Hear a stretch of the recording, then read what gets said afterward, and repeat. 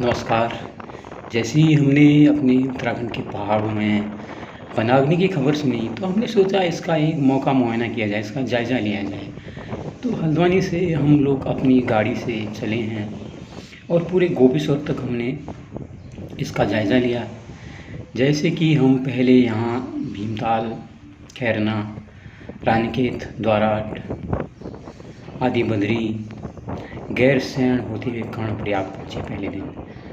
तो बहुत जगह जंगलों में हमने रानीखेत के पास भी जंगल धू-धू करते जलते हुए देखे। इतने भयंकर लपटें वहाँ उठ रही थी एकदम। द्वाराहाट के बाद जो गांव पड़ते हैं, आग की लपटों बुरी तरह से हमको घिरे हुए दिखे। और एक्चुअल में वो पहाड़ भी इतने दूर थे, वो जंगल इतने दूर थे, मुझे लगा नहीं, पता नहीं वहाँ कोई जाता भी है या नहीं है। लेकिन जो है इतने सुंदर रमणीक पहाड़ हमारे आँख के हवाले हो गए। बिल्कुल पूरा जो दृश्य था एकदम सफ़ेद बादलों से भरा हुआ था। बड़ा ही मन बेचैन हुआ ये सब देखकर। और ये सिलसिला चलता रहा। जो चीड़ के पिरूल हैं, आमतौर पे लोगों से सुनने में आता है, जो लोगों ने बताया कि ये अर्ली जो समर में है इसलिए आग लगा दी जाती है ताकि जब जो चरम गर्मी पड़ेगी उसमें ज़्यादा नुकसान न हो, इसलिए आग को लगाया जाता है। और जगह जगह हमने रोड के किनारे भी वो आग को लगे हुए पाया। उससे तो यही लग रहा था कि ये जो आग है स्थानीय लोग भी इसको लगाते हैं। कई लोगों ने कहा कि इस घास को जलाने के बाद पशुओं के लिए अच्छे चारे वाली घास मिलती है, ये एक भी एक कारण होता है।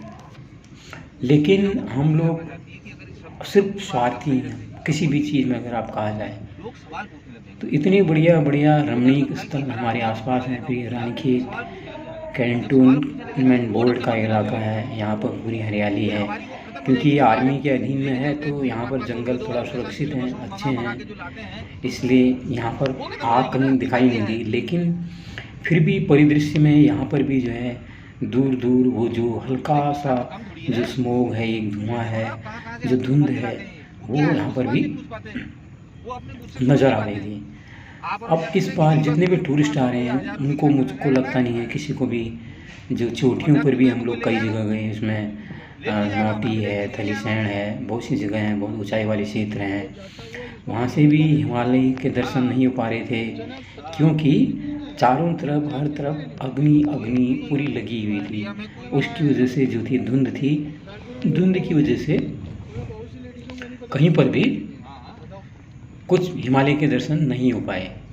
ये तो कुछ जगह अच्छा है, जो हमारे लिए बढ़िया है कि कुछ जो क्षेत्र हैं वो आर्मी के अधीन में हैं, तो इसलिए वो क्षेत्र ठीक हुए। यहाँ पर एक प्रश्न ये भी उठता है कि जो आर्मी के संरक्षण में जितना वन क्षेत्र है वो कैसे बच गया, और जो बाकी जो नागरिक क्षेत्रों में है वो कैसे जल गया।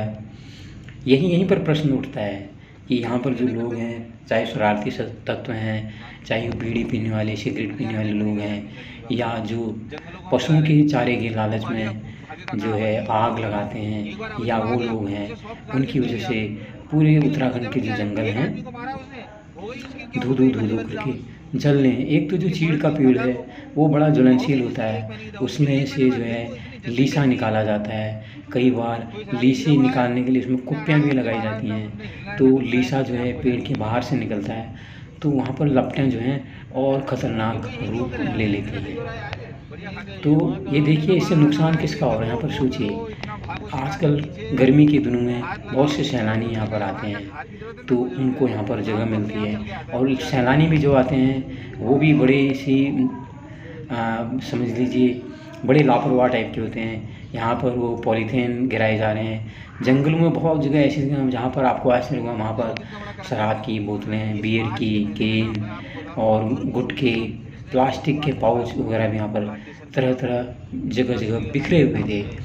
इससे जो आग है, और भी इनको पॉलीथीन वगैरह के कारण ये आग को और ज़्यादा एक मौका वहाँ पर मिल रहा है। तो ये हमारा पहला जो रूट था, जैसे मैंने बताया, हम लोग भीमताल से चले, भवाली, कैंची धाम, खैरना, द्वाराहाट, आदि बद्री, गैरसैंण होते हुए हम लोग कर्णप्रयाग पहुँचे थे। और कर्णप्रयाग के बाद हम अगले दिन गोपेश्वर गए। और गोपेश्वर में एक बड़े आश्चर्य की बात थी, वहाँ पर जो है गोपेश्वर से थोड़ा सा पहले काफ़ी जो इलाका है वहाँ पर भू धसाव हो रहा है, ज़मीन काफ़ी धंस रही है।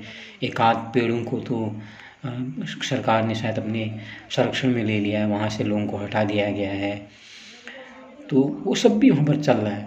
तो जब हम गोपेश्वर पहुँचने के बाद हम फिर लौटे, हमने एक नया रास्ता पकड़ा। हम कर्णप्रयाग से हम मुड़ गए नौटी, एक जगह है 25 किलोमीटर दूर कर्णप्रयाग से, जो रास्ता थलीसैंण को जाता है, वाले हम रास्ते में रहे। नौटी में हम लोग रुके और नौटी में रुकने के बाद अगले दिन हम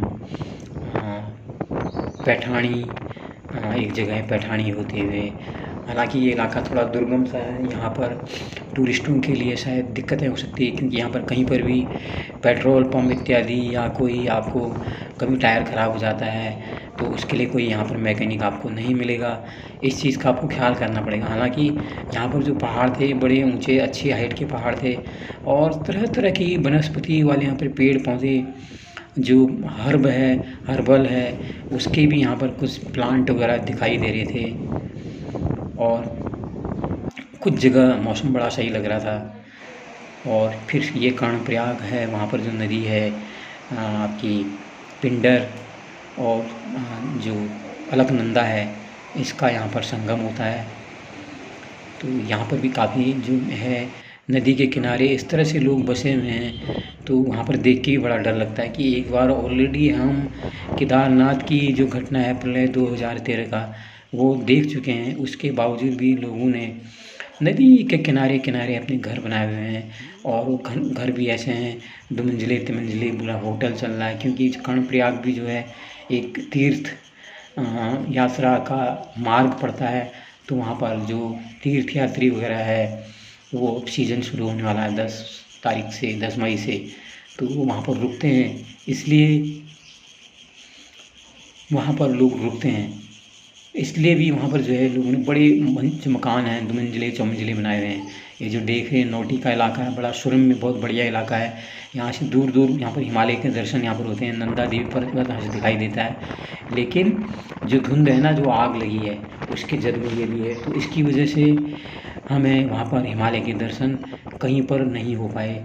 मेरी समझ में ये नहीं आ रही थी, इतने बड़े एरिया में आखिर वन विभाग के इतने ज़्यादा कर्मचारी हैं, वो कहीं पर दिखाई नहीं दिए, तो इन लोगों को आखिर गवर्नमेंट किस चीज़ के लिए सैलरी देती है, पगार देती है, इनको वेतन देती है, जो ये वनों का संरक्षण नहीं कर पा रहे हैं। उनको ये आग लगती है जो चीड़ के पिरूल से जो आग लगती है, क्यों नहीं अपने कर्मचारियों से जब जैसी गर्मी शुरू में थी पिरूल को इकट्ठा करवा लेते थे। पिरूल से भी एक बाई प्रोडक्ट का काम करता है, पिरूल से भी एक कुछ ब्रिक्स टाइप की वगैरह ईंधन की जो ब्रिक्स हैं बनाई जा रही हैं, और बहुत से जो फैक्ट्रीज़ हैं वहाँ पर इन चीड़ से बनी ब्रिक्स को बॉयलर के लिए इस्तेमाल किया जा रहा है। क्यों नहीं गवर्नमेंट या तो पूरे जंगलों को गवर्नमेंट दे दे, या तो सरकार पूरे वन क्षेत्र को जो है जो NGO वगैरह चलाते हैं उनको दे दे, ताकि देखिए आग किस तरह से हर छोटी मोटी जगह पर, ये थलीसैंण के पास जगह पैठाणी के पास, वहाँ पर कितने नज़दीक आग लगी हुई देखिए।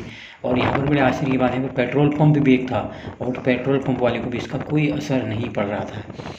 तो अगर ये जो विभाग है, वन विभाग है, जो सरकार का वन जितने कर्मचारी वन विभाग के, अगर ये इसका अनुरक्षण, इसकी देख रेख नहीं कर पाते हैं, तो क्यों नहीं ये इतना जो सैलरी में है, ऐसे उनकी सैलरी काट के, इनकी सैलरी में से 50% काट के क्यों नहीं NGO को दे दिया जाए, जो लोग ये क्लाइमेट चेंज के लिए और वन संरक्षण के लिए काम कर रहे हैं, उनको ये पैसा दिया जाए, ताकि हमारे जो जंगलों को वो जलने से बचा सकें, हमारे जो वहाँ पर चीड़ वगैरह जो घास हैं, सूखी पत्ते हैं, उनको टाइम पर वो निकलवा सकें, उसका कोई बाई प्रोडक्ट के रूप में कुछ इस्तेमाल किया जा सके, उसकी खाद बनाई जा सकती है, उसकी और भी कई चीज़ों में उसका इस्तेमाल किया जा सकता है।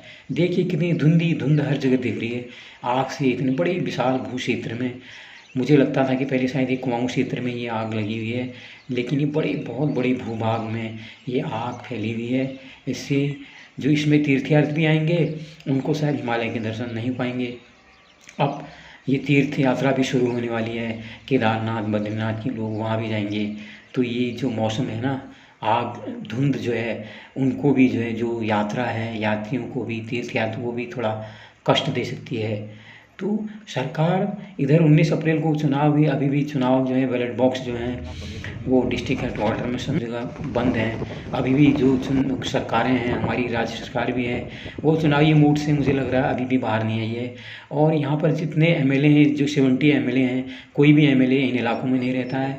सब मैदानी क्षेत्रों में, या तो वो देहरादून रहते हैं, या ऋषिकेश रहते हैं, या वो हल्द्वानी रहते हैं, या टनकपुर रहते हैं।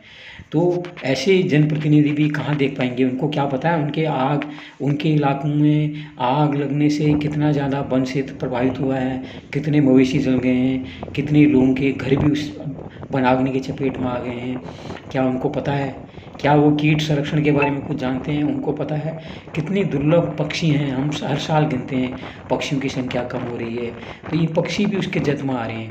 लेकिन हमारे जनप्रतिनिधि, उनको कुछ नहीं, उनको बाद में ठेके लेके अनाप शनाप तरीकों से उनको पैसे कमाने की हवस होती है। लेकिन उनको पहाड़ी क्षेत्र के, पहाड़ी राज्य के जनप्रतिनिधि होने के बावजूद भी उनके अंदर अगर पहाड़ का दर्द नहीं है तो बड़ी दुख की बात है, बहुत शर्म है, लानत है। ऐसे जनप्रतिनिधि को मैं लानत भेजता हूँ। और बड़े शर्म की बात है वोटरों को, जो ऐसे जनप्रतिनिधि को चुनकर विधानसभाओं में भेजती है। ऐसे मूक बहरे लोग हमको अपने उत्तराखंड राज्य में नहीं चाहिए। हम सब लोगों को जागना होगा।